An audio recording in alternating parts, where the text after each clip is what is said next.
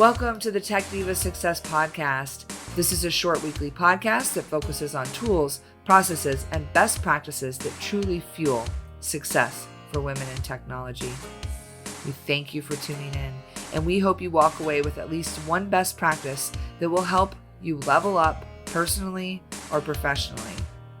What can you take action on that will make you 1% better? This show gives us space to grow that amazing potential you have inside of you by bringing you guests from all walks of life and allowing them to share their success secrets with you. I'm your host, Nicole Scheffler, and I consider myself a tech diva with over 15 years experience in a technology career. And I'm committed to sparking tech diva success with my collection of various books, podcasts, and projects, including our other podcast, the Diva Tech Talk podcast, which is all here to inspire you and is dedicated to women in technology. I know you're going to love it, so on with the show. Well, I'm really excited to be back on the Tech Diva Success podcast, taking wisdom from amazing guests and making sure that we share that with our audience of women in tech. And today I am so excited to be here with Neha Misra. She is the CEO and co-founder of the FinLit project. So she is going to be talking to us about financial literacy, but she comes from a background of engineering as well. So she knows where we're coming from. So I'm really excited for her to share her gift with us today. So welcome, Neha. And why don't you just go ahead and tell us a little bit more about yourself? Hey everyone, so excited to be here, Nicole. Thank you so much, Tech Diva Success team, for having me here today. And I'm so thrilled to share my journey with all of you. So my name is Neha Misra, and I am the CEO and co-founder of the FinLit project. I'm currently based out of India, having returned from working at an upcoming stock exchange at Wall Street, New York. The reason for me being here is because I started my career as a software engineer. I was in tech and I loved tech. I worked in tech for about 5 years before moving into finance and then falling in love with this as well. So there's a little bit of a story that I would like to share with all of you. My journey started 9 years ago when we first landed jobs as engineering graduates, and my friends and I were super pumped about, we were finally making money, paying our bills, and the world was our oyster. This one day, while reading the newspaper, a really good friend of mine elucidated some details about Barack Obama, and I straight into Roger Federer, completely ignoring poor Raghuram Rajan and the supposed complicated details on the business pages in between. When I asked her why she did that, she just responded, finance is too dull. Over the course of these 9 years, I have come across not one, but many such people who are either too bored by finance or too scared of it, without realizing that finance impacts all of us. Luckily, I decided to embrace this fear of finance, to get into the thick skin of it and tame this scary creature. I realized the advantages of it much later when we were hit by massive personal struggles, and that is when I realized how vital it is to be in control of your finances. In current times, with medical resources under stress, many schools close, with all that's happening in America with the Floyd protests, a majority of employees were asked to work from home. Unemployment claims are at record highs and the stock market is on a spiral. So we are up against an unprecedented challenge.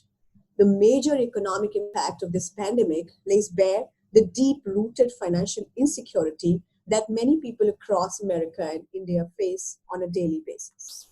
It is such an important issue for all women and especially women in tech. So I can't wait to hear more.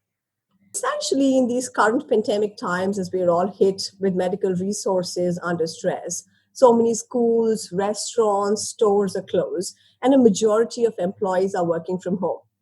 Unemployment claims in the US are at a record high, and the stock market is just behaving in a topsy-turvy spiral. So we're all up against unprecedented change. The major economic impact of this pandemic lays bare the deep-rooted financial insecurity that many Americans and women in tech across the world face on a daily basis.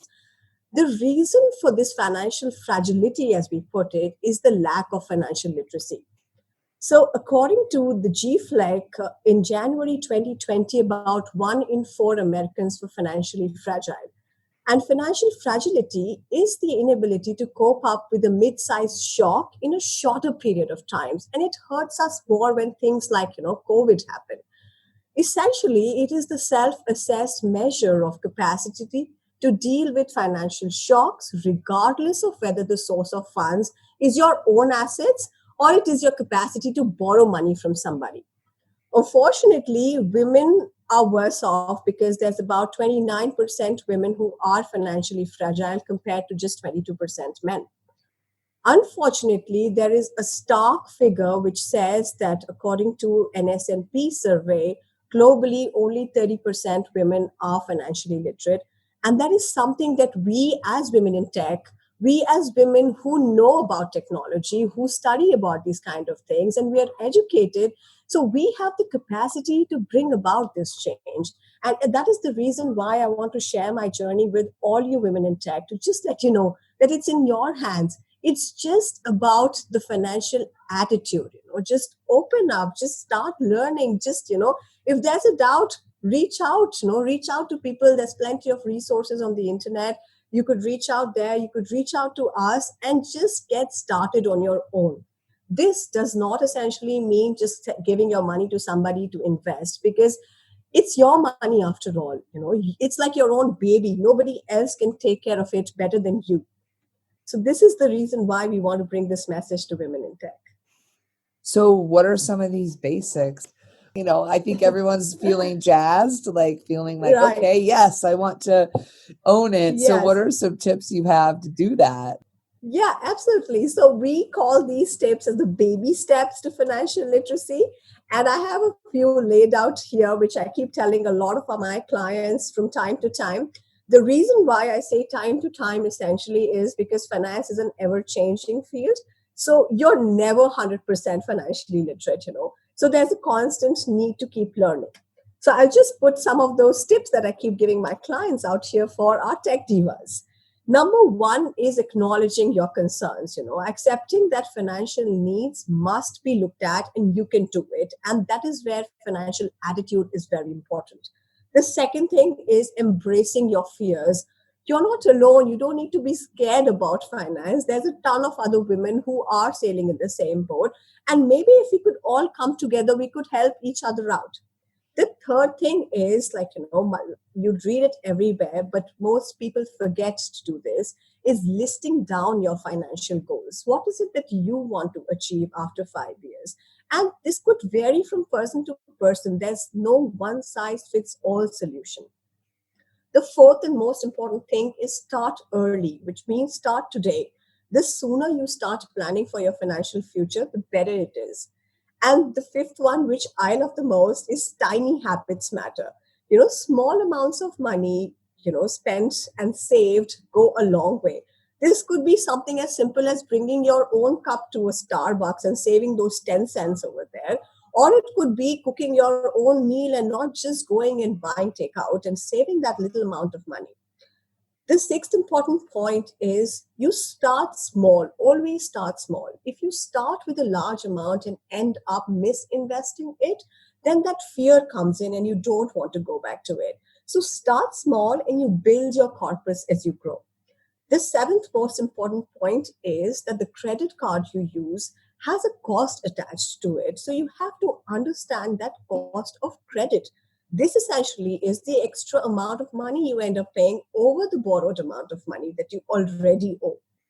The eighth point that I keep telling everybody is don't put all your eggs in one basket. Say, supposing you have already invested in an ETF. Maybe it's time to invest in a gold fund. Maybe it's time to invest in a different kind of bond. So sort of diversify your risks. The ninth and most important aspect is keep your mind open to learning and evolving. Finance, as I said before, always keeps changing, in a couple of years. And it's important to keep growing your knowledge and monitoring your financial plans. And when you do all of this together, you just make your finances work for you. And as you get comfortable, slowly you will see that you are not working for money, but instead it's the other way around. So these are my, lessons to small tips that I want to give to my divas and tell them that you can do it. It's just about taking ownership of the fact that I can do it. And, we as women in tech, we can all do it. Make that money work for you is what you're saying. Yeah. Absolutely. I love some of the themes that you drew out there. The first main one that you said at the very beginning was that financial literacy, learning about managing your finances, is always changing. There's always something to learn. There's always a new fund, trick, trade. And that translates to me into technology. In technology, there's always something to learn.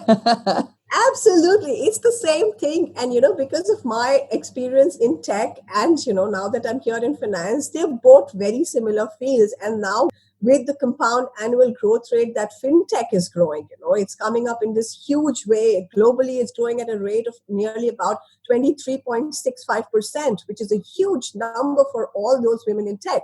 And if that little bit of finance comes in handy along with your technology, imagine the change you can bring about in the fintech space. Yes, and I find with any goal or any success plan, it's about having a plan, which you Right. gave like 9 really great tips, right? And then writing it down. Like studies show that if you write down a plan. So for capturing a financial plan, what do you recommend is a good way to see if it's making a difference? Like I think if I saved, I like could love the idea of like a Starbucks, so bringing your own cup. But how do you really know if it's working and give yourself like it's Yeah. like a confidence boost that you're doing it right? I absolutely agree with you, Nicole, when you say it's important to write it down because, otherwise those 10 cents don't count. But there's plenty of, fintech apps these days, essentially around budgeting and saving.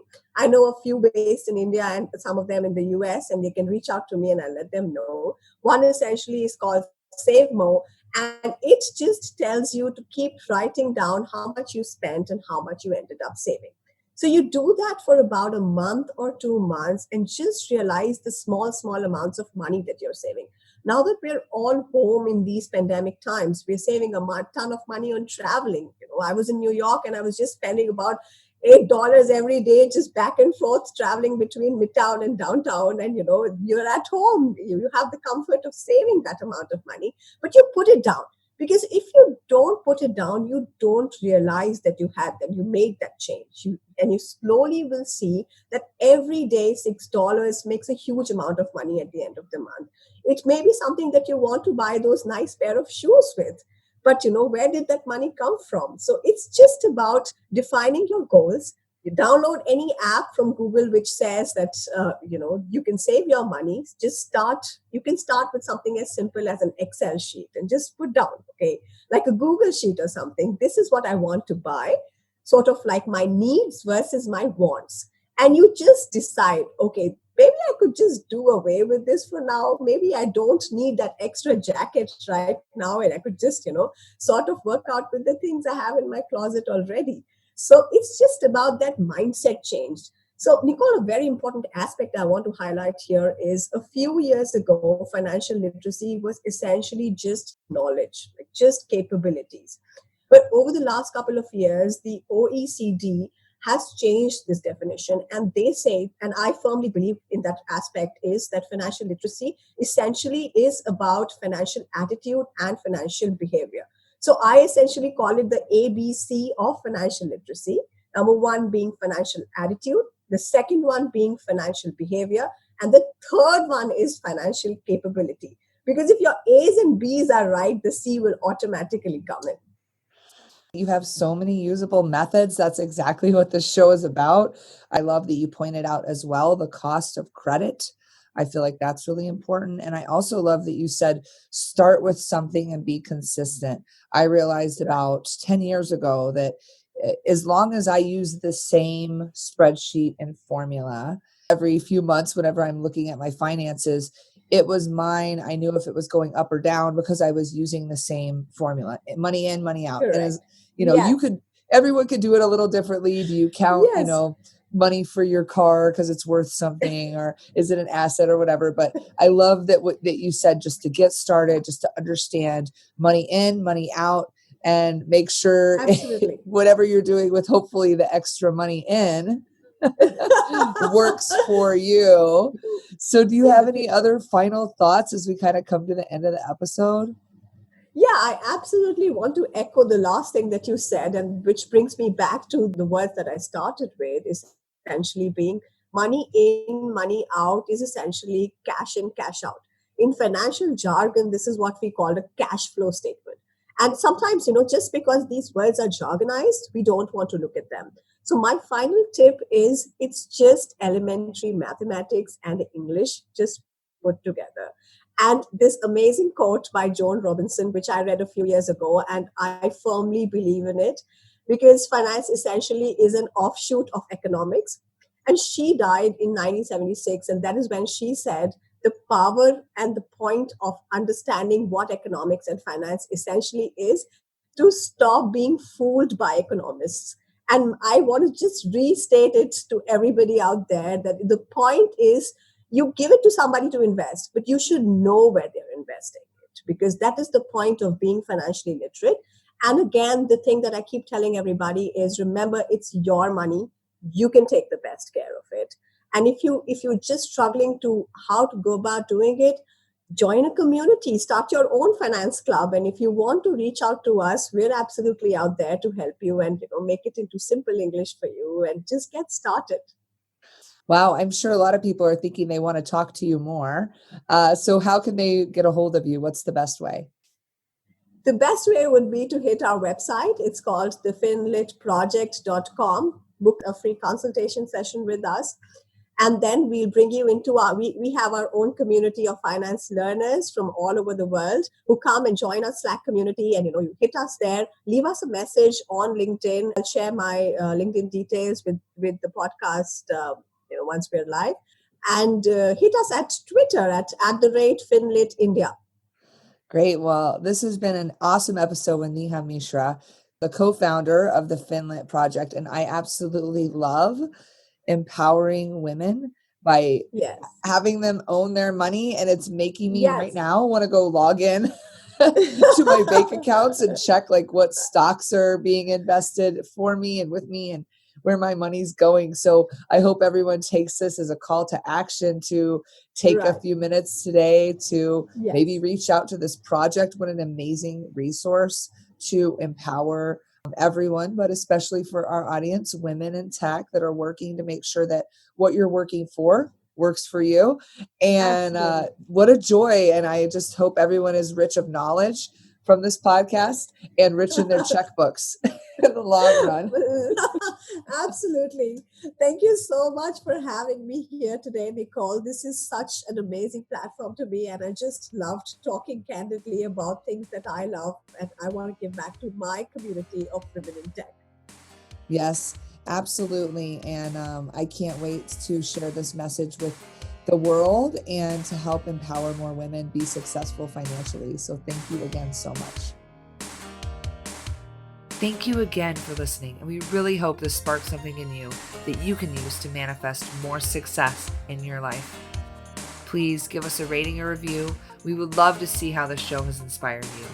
You can also connect with Tech Diva Success on Twitter, Insta, and Facebook.